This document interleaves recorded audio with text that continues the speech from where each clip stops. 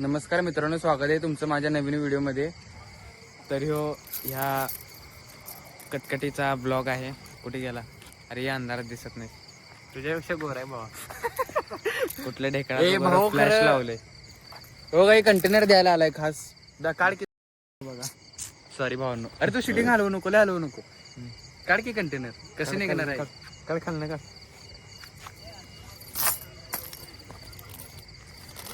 ए का बघा तुझी बी चांगला ब्लॉग करायचा होता. मस्ती मध्ये काहीतरी वेगळंच झालं. व्यवस्थित मोबाईल धर पहिलं. असं धर की, असं धरा येत नाही तुला. असं धरता येत नाही. चालू तर हे बघा कंटेनर मला पाहिजे होतं. आरुषनं त्याचं दिलाय मला, त्याबद्दल आरुषचं थँक्यू. खरं तर हे मला अक्षयनं आणून दिलाय. आरुषच्या मम्मी ब्लॉग बघते त्यामुळे मी शिवाय देणार नाही याचा.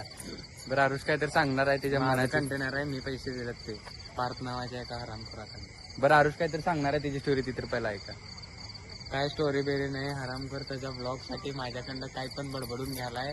सांगायला लागले सबस्क्राईब करा, जावा घरात झोपा जावा. हे ब्रेकअप झाले, काय बघ एवढ्या रात्रीचं कोण येणार आहे? एवढ्या रात्रीचं लांब एवढं कोण येणार आहे? त्याचं घर माझ्या घरापासून 4 किलोमीटर लांब आहे. याच्या घरा नाही. दुसरं करायच्या घरा नाही ते त्यांची पाहुण्यात नुसता ओळखीच काय नाही. बरं काय तुमच्यासाठी आता एक फेक ब्रेकअप स्टोरी लई प्रेम केलं. मोठ्यानं ब्रेकअप झाले, खरोखरच नाही. ब्रेकअप झाले काय हसायला लागले बघा. लई प्रेम केलं त्याच्या.